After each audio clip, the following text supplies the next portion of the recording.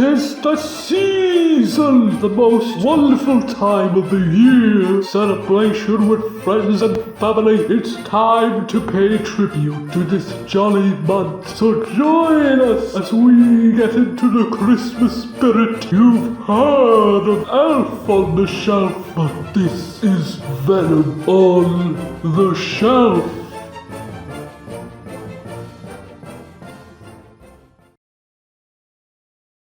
On paper, Pirates of the Caribbean should have been a total disaster. Just the concept of a big budget pirate movie based on a damn theme park ride at Disneyland, starring a well-respected but largely underground lead actor in a ridiculous costume, should have been a recipe for complete failure. But amazingly, somehow, this silly little franchise about the swashbuckling adventures of Jack Sparrow, Captain Jack Sparrow, if you please, somehow became the 15th highest grossing film series of all time, launched Johnny Depp's career into the stratosphere even more so than it already was, and became one of Disney's most profitable franchises ever made. And it all started with a little film from 2003 called The Curse of the Black Pearl.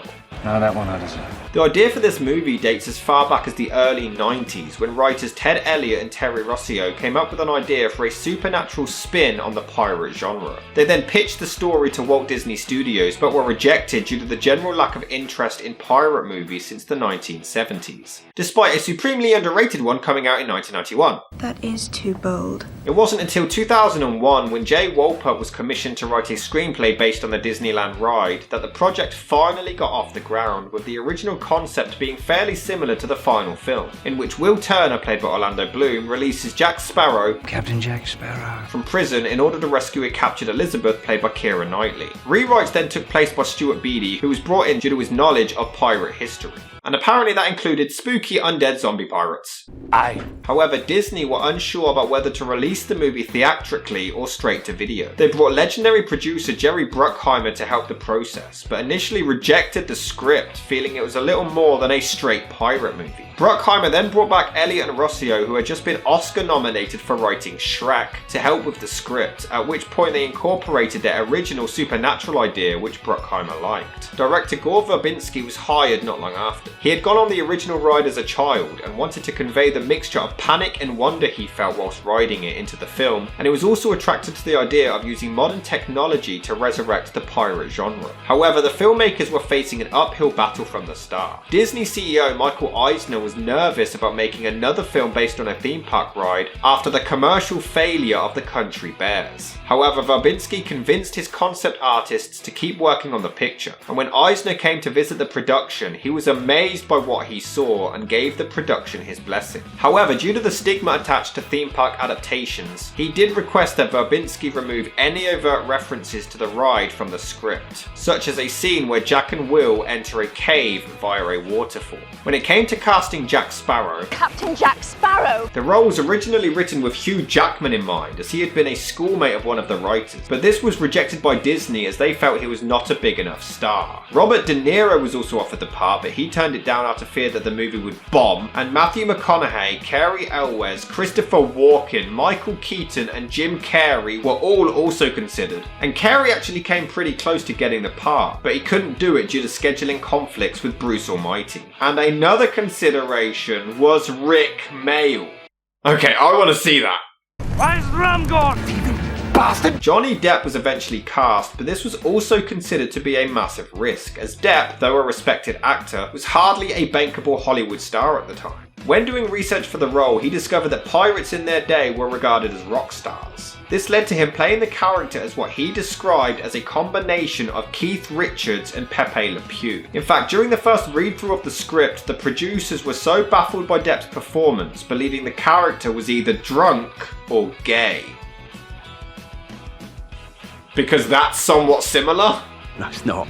They even tried to have him fired. However, Gore Verbinski fought tooth and nail to keep him on board, and they eventually agreed. For the role of Will Turner, the producers considered Jude Law, Heath Ledger, Tobey Maguire, Christian Bale and Ewan McGregor. They eventually settled on Orlando Bloom, feeling that his role in the Lord of the Rings trilogy would make him a more bankable star. Filming began in October of 2002 and wrapped in March the following year. A surprisingly short shoot for such a big budget film. However, during filming, filming, many of the actors doubted that the film would actually be a success, feeling that they would never manage to escape the association to the theme park ride. Keira Knightley even admitted that she was so sure she was going to be fired, she didn't even bother unpacking her suitcase. Mark my words. On top of that, Johnny Depp had a tendency to improvise, which resulted in the Jack Sparrow character, Captain Jack Sparrow, please. being drastically changed from the script. He was originally more of a supporting player, only being used for comic relief. But Depp decided to incorporate many of his own ideas into the performance, such as Jack's gold teeth and his famous catchphrase. Savvy. However, some of Depp's improvisations were outright rejected, such as Jack having a missing nose and being afraid of silly things such as pepper or the common cold. Great.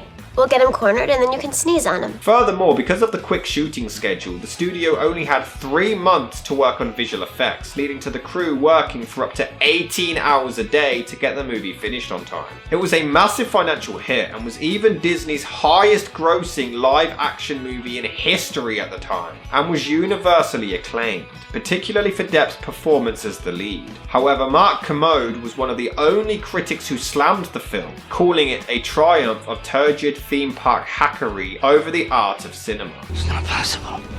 Not probable. The movie not only revitalized the pirate genre of adventure movies, but it also boosted Depp's career to leading man status. Interest in the theme park ride increased so much that another attraction was built in 2006. The story is mostly focused on the love story of Elizabeth and Will, starting with their meeting as kids, but tell me she doesn't just sound like Hermione Granger if you ordered her off Wish. I think it'd be rather exciting to meet a pirate. Pleasure. And then it turns out they both grew up to have no talent, which is a shame. I'm sorry, this movie is great, but Keira Knightley cannot act and gives one of the worst performances I have ever seen. I can't even tell what emotion she's going for half the time. Okay, so Keira, I want you to act like I've just asked you to multiply 1,406 by 2,971.6.5. Perfect. I'm gonna teach you the meaning of pain. You like pain? Try wearing a corset.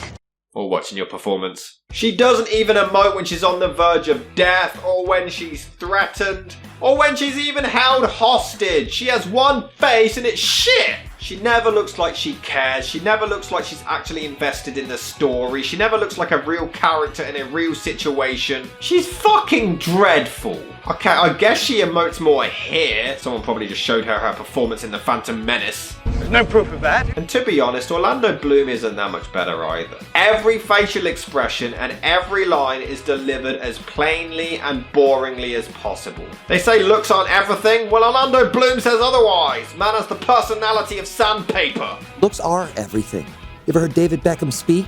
And the funny thing is, Orlando was actively trying to copy Johnny Depp's performance. But during shooting, the director actually stopped him and advised him to act as uncool as possible instead. Well, it worked. Good job. There are times where you can tell he really is trying, but he's still not great. The performance is just lifeless. The damn donkey has more emotion than Orlando Bloom. He's just the annoying little brother who's trying to be important and involved, but nobody actually gives a shit. Everyone just wants to get rid of him. Fuck off! And that's the main problem I have with this film. It's centered around a love story between two emotionless robots. The entire time you're just waiting to see more of Jack. These two are so awkward together. They have about as much chemistry as Bill Cosby and his victims. There is no connection. The fact that Heath Ledger wasn't cast will forever be a travesty. But it'd still have to act against a brick wall, so it probably wouldn't have made a difference. It's disappointing because the love story is actually really well written. It could have been so good if better actors were cast, but there's nothing there. It's like two strangers were literally thrown into an audition together and it made it into the actual film. He doesn't even tell her how he feels until the end of the movie, as if it's this massive revelation. I'm not a simpleton, Jack.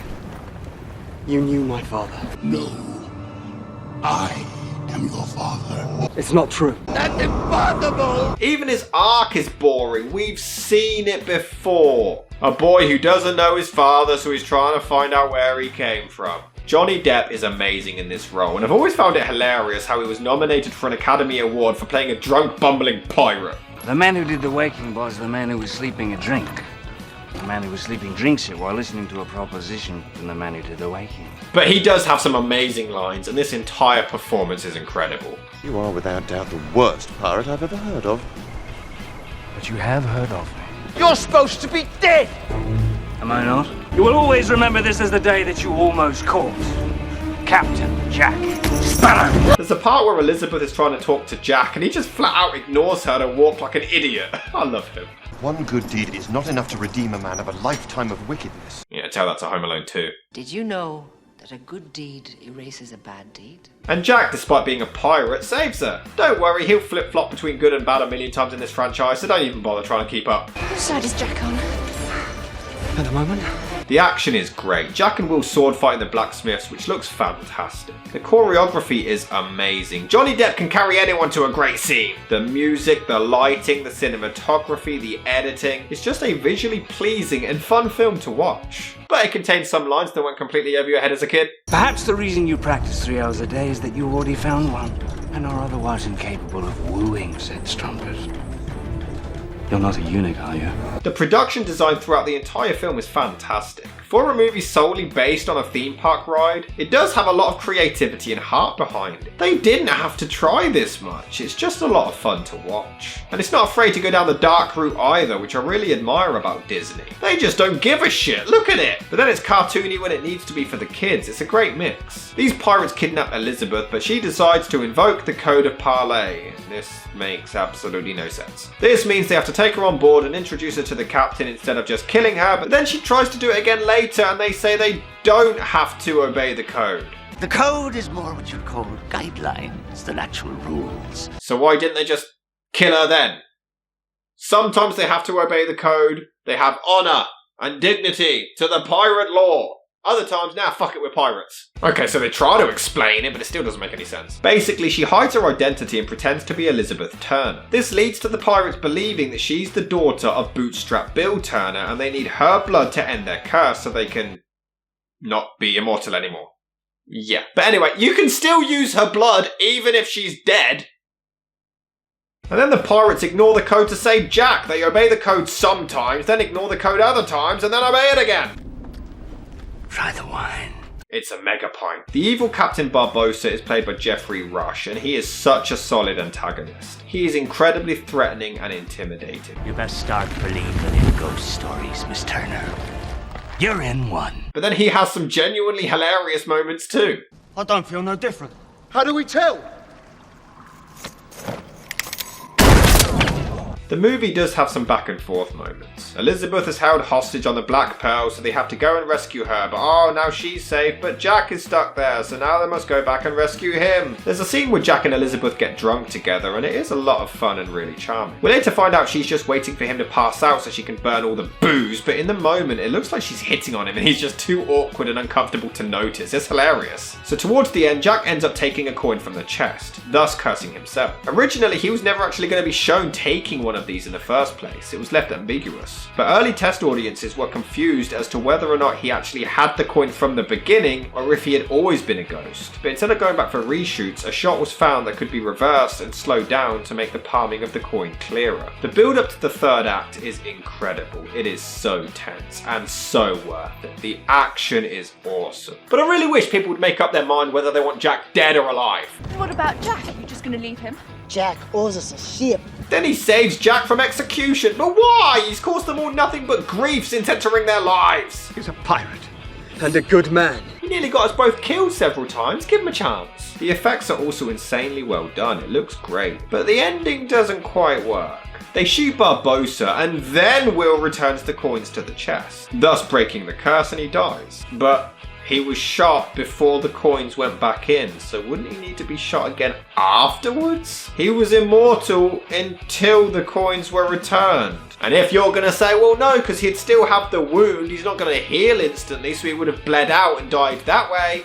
What about Jack? He was literally stabbed 2 minutes earlier! The ending drags a tiny bit too. It could end so much quicker, but instead it's dragged out with Orlando Bloom. They have an after credit scene of the monkey cursing himself so we can drag the joke out for 5 films. Regardless, the movie is wonderful. It is so much fun. It's dark, yet funny. Action-packed, exciting with a terrific musical score and carried by a tremendous lead performance.